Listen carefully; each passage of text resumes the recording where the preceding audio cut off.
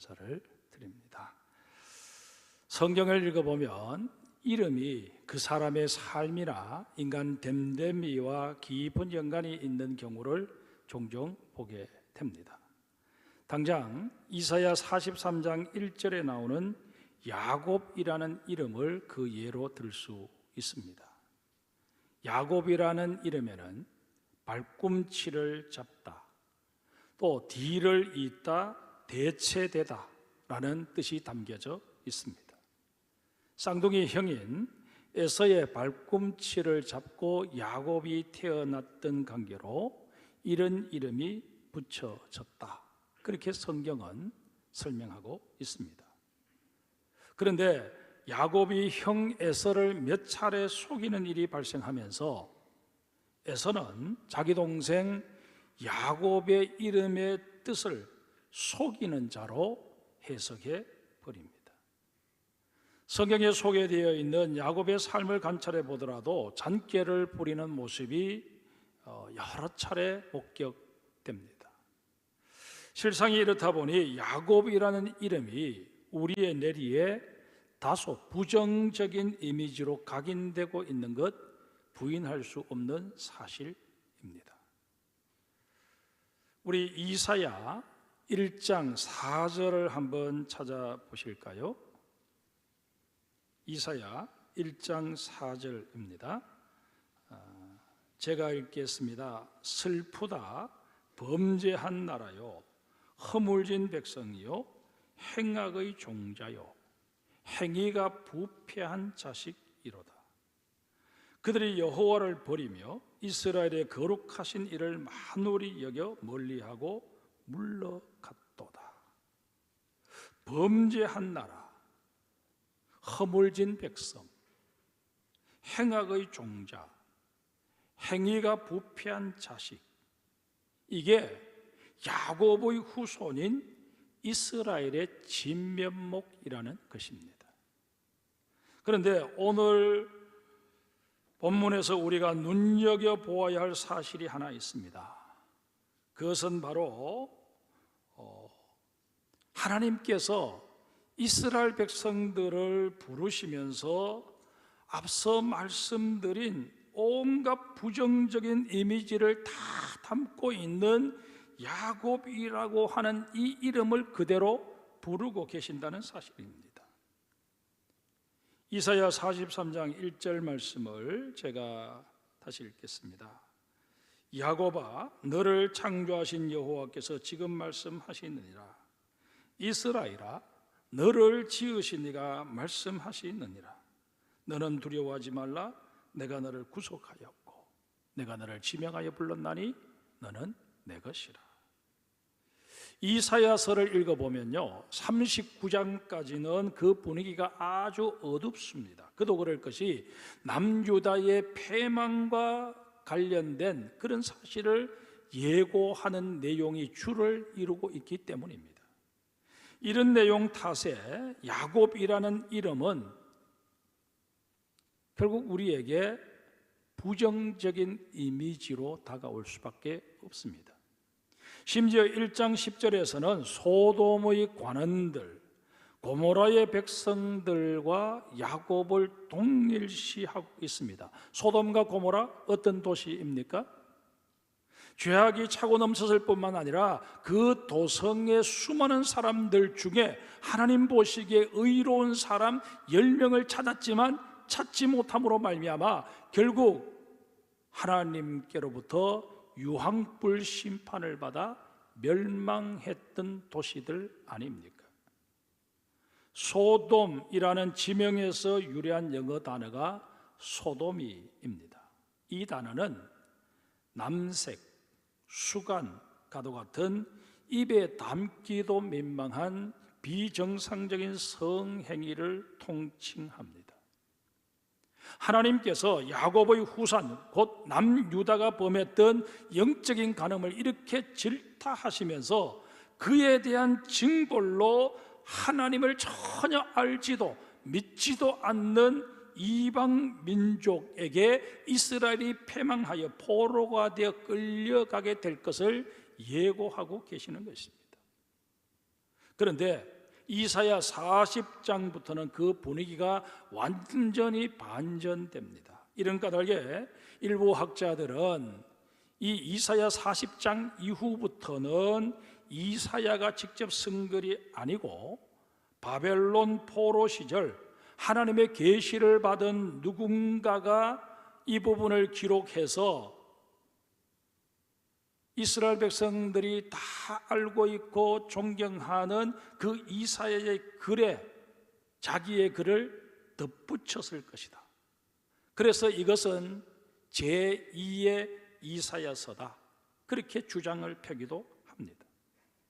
아무튼 이 40장 이후에는 이스라엘을 용서하시고 회복시키시는 하나님의 은혜와 사랑이 주된 내용을 이루고 있습니다.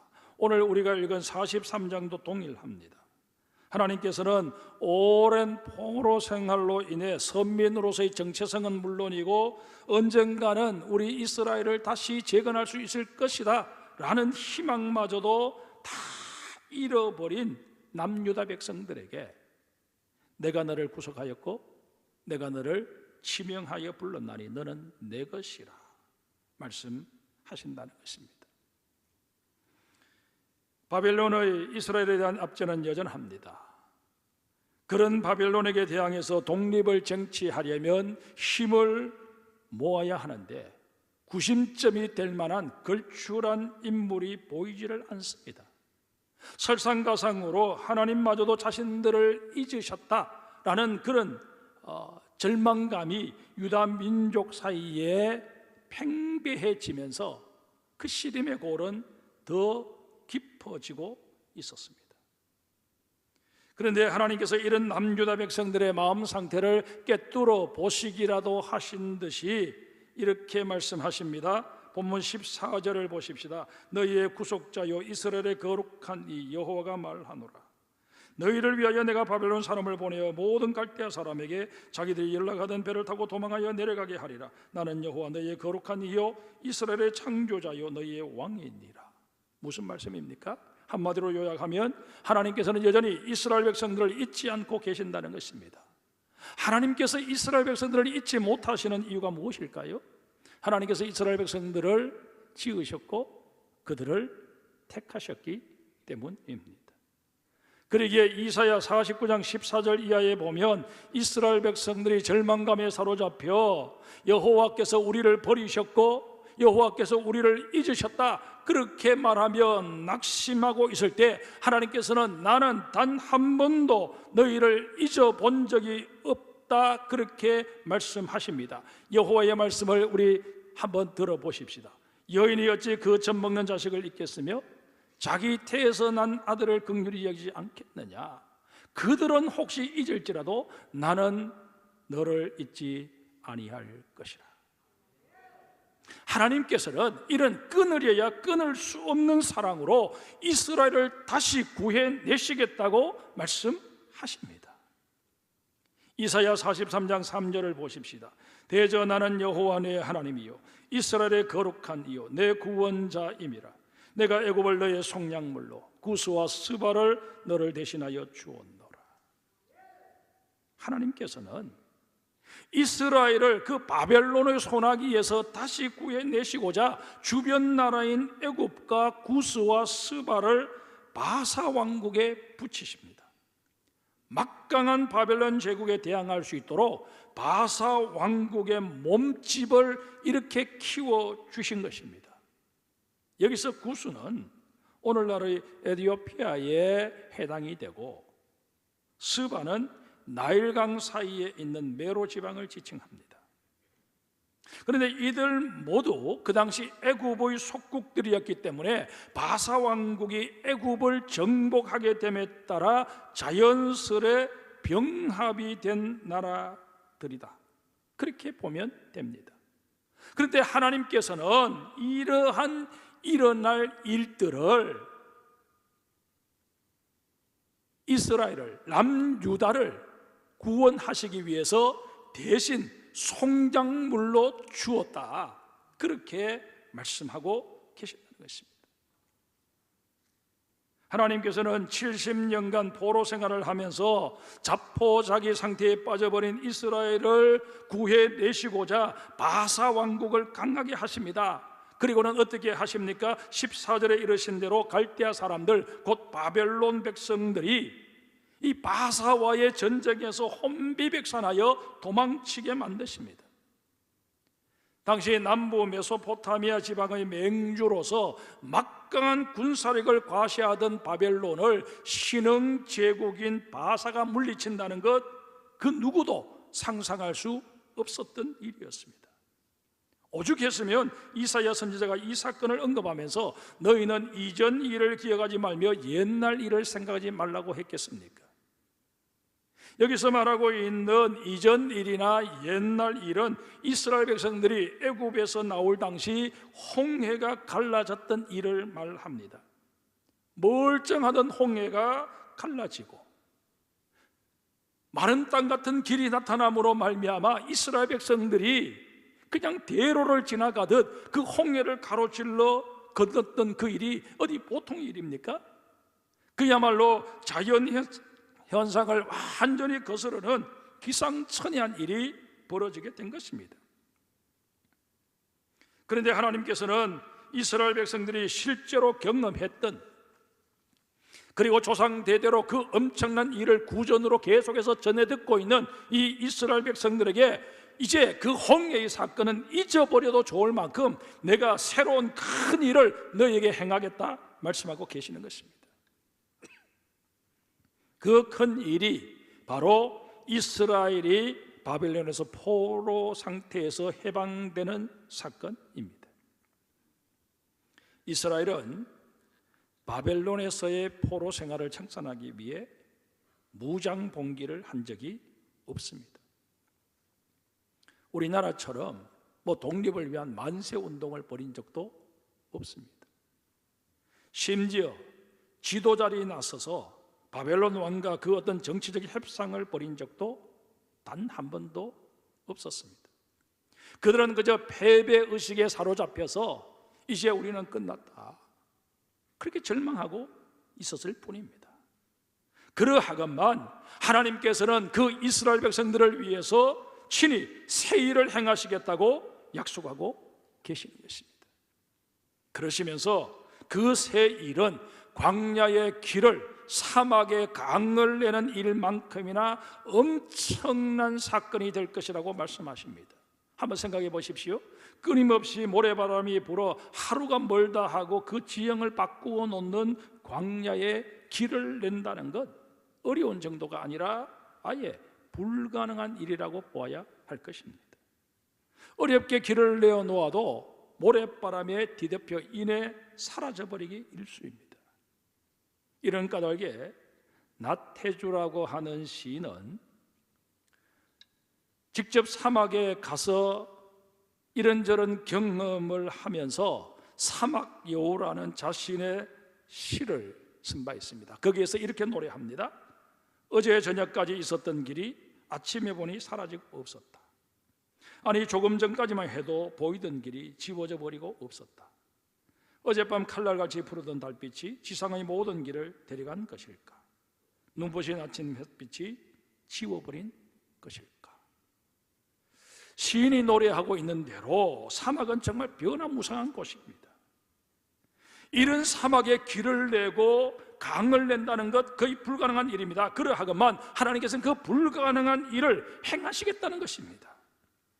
이 말씀은 바람에 길이 사라져 버리면 또다시 내가 길을 만들어 주겠다, 그러니 실망하지 마라, 낙심하지 마라 하는 그런 의미의 약속입니다. 필요하다면 바람도 잠재워 주시겠다는 것입니다. 뿐만 아니라 사막의 강까지 내어주시겠다고 말씀하십니다. 이미 마련해 놓으신 오아시스 샘물이 넘쳐나게 해서 그것으로 하여금 내를 이루게 하시고 그 내들이 모여서 강을 형성할 수 있도록 그렇게 하나님이 섭리하시고 역사하시겠다는 것입니다. 그래서 하나님의 백성들로 하여금 마른 목을 죽일 수 있도록 하시겠다고 지금 선언하고 계시는 것입니다. 이 하나님의 약속, 이 하나님의 선언은 바사라고 하는 나라를 급부상시켜서 이스라엘 백성들을 포로로 삼고 있던 바벨론을 무너뜨려 버리심으로 단숨에 성취해 주셨습니다. 그런데 하나님께서 바벨론의 손아귀에서 이스라엘 백성들, 남유다 백성들을 해방시켜 주시는 이 사건을 살펴보며 묵상하노라면 이 사건이 우리에게 그렇게 낯설지 않음을 이내 깨닫게 됩니다. 하나님께서는 이스라엘 백성들을 위해서만 역사하시는 분이 아니시라 오늘 우리를 위해서도 끊임없이 새 일을 행하고 계십니다. 미국인들뿐만 아니라 세계 모든 크리스찬들이 사랑하고 있는 싱어송라이터이자 월십 리더인 돈 모엔이라고 하는 사람이 있습니다. 이분이 어느 늦은 밤에 장모님으로부터 전화 한 통을 받게 됩니다. 아내의 여동생, 처제죠. 처제와 그녀의 남편이 스키 여행을 간 아이들을 데리러 갔다가 돌아오는 길에 대형 트럭과 충돌하는 사고를 당했다는 것입니다. 그 사고로 한 아이는 차 밖으로 튕겨져 나가서 그만 죽고 말았고 다른 아이들도 크게 부상을 입게 되었습니다. 모에는 그 무슨 말로도 처제와 그 남편을 위로할 수 없을 것 같아 하는 생각에 성경 속에서 위로의 말씀을 찾던 중에 이사야 43장 19절의 말씀을 읽게 되었고 그 말씀에서 영감을 얻어 곡을 쓰게 되었습니다. 바로 God will make a way 라는 곡입니다. 우리말로는 나의 가는 길로 번역되어 있습니다. 한국어 가사가 이렇습니다. 나의 가는 길 주님 인도하시네. 그는 보이지 않아도 날 위해 일하시네. 주 나의 인도자 항상 함께 하시네. 사랑과 힘 베푸시며 인도하시네. 광야의 길을 만드시고 날 인도해 사막의 강을 만드신 것 보라. 하늘과 땅 변해도 주의 말씀 영원히 내 삶 속에 새 일을 행하리. 사랑하는 성도 여러분, 지금 길이 막혔는데 힘겨운 상황에 짓눌려 숨조차 쉬기 어려운데 그 어디에서도 하나님을 발견할 수 없고 그 누구 한 사람 나를 도와줄 것 같지 않아서 낙심이 되고 절망이 되십니까? 결코 그러실 필요 없으십니다. 왜냐하면 하나님께서는 지금도 우리를 위해 일하고 계시기 때문입니다. 내 영안이 어두워서 내 영적인 분별력이 뛰어나지 못해서 하나님이 나를 위해서 일하고 계시는 것을 발견하고 있지 못할 뿐이지 하나님은 내가 알든 모르든 내 인생 속에 개입하여 주셔서 나를 위해 일하고 계심을 믿으시기를 바랍니다. 그러기에 언제 어떤 상황에서든 우리에게 요구되어지는 것은 크게 두 가지입니다. 첫째는 하나님에 대한 절대적인 신뢰입니다. 이 설교를 준비하면서 우리가 왜 하나님을 절대적으로 신뢰해야 할까 하는 문제를 두고 깊이 생각을 해보았습니다. 그러다가 뜬금없이 이런 생각이 들었습니다.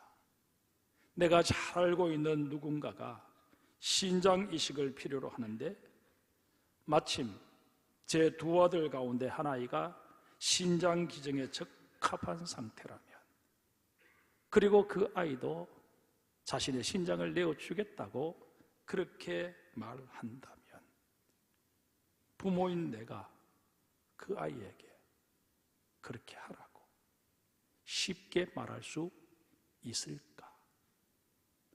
여러분들은 어떤지 몰라도 저는 그 일이 결코 쉽지 않을 것이다 하는 생각이 들었습니다. 그런데 우리 하나님께서는 어떻게 하셨습니까? 하나밖에 없는 독생자 예수 그리스도를 그저 신장 하나 띄워주는 정도가 아니라 아예 우리를 위해 송두리째 내어주셨습니다. 우리를 위해 이 땅에 그 아들 보내셔서 우리를 위해 십자가의 빛 비참한 모습으로 처형되게 하셨습니다. 우리가 이런 하나님의 사랑을 알진대, 이런 사랑을 내게 베풀어 주신 그 하나님을 신뢰하지 못한다면 과연 누구를 우리가 신뢰할 수 있겠습니까? 이런 관점에서 본다면 결국 하나님에 대한 신뢰는 사랑의 문제임을 깨닫게 됩니다. 내가 하나님의 사랑을 얼마나 깊이 깨달아 알게 되느냐에 따라서 하나님에 대한 신뢰도 거기에 비례해서 깊어지기 마련이라는 것입니다. 2021년에 하나님의 부르심을 받은 크리스천 작가이자 상담가였던 레리 크랩이라고 하는 사람이 있습니다. 이 사람의 저서 가운데 하나님을 신뢰한다는 것이라는 책이 있습니다. 그 책에서 크랩은 노년기에 들어선 자신의 현실적인 염려를 이렇게 털어놓고 있습니다. 나는 오늘의 문화가 말하는 이른바 노년기에 들어섰다. 나는 그 위력을 느낀다. 기분이 썩 좋지 않다. 죽음을 맞기 전에 다가올 일에 준비되어 있지 않다. 나는 가끔 치매의 가능성, 요양원 생활, 고질적 고통, 아버지와 할아버지로서의 즐거움을 누릴 기회의 상실, 그리고 무엇보다 아내가 먼저 세상을 떠나 아내 없이 살아가는 상상에 시달린다. 이렇게 예상되는 어려움 가운데 아직 현실이 된 것은 없다. 나는 지금 누릴 수 있는 복을 감사함으로 누린다. 하지만 나이가 들면서 다가올 일에 대한 생각은 여전히 내 안에 살아있다. 여러분, 이게 크랩만의 고민이고 염려거리일까요? 여러분과 저 현실적으로 이런 일을 당하고 있지는 않다고 할지라도 우리 마음속에는 그리 멀지 않아 내 인생에 늙음으로 말미암아 벌어질 수 있는 이런저런 일들이 분명 있을 수 있을 것이다 하는 생각에 막연한 두려움과 염려와 또 걱정을 가지고 있는 게 사실 아니겠습니까? 크랩은 이런 자신을 떠나지 않고 계속 괴롭히고 있는 이런 인생사의 염려거리들을 이겨낼 수 있는 비결이 뭘까 고민을 하다가 결국 하나님을 향한 신뢰임을 깨닫고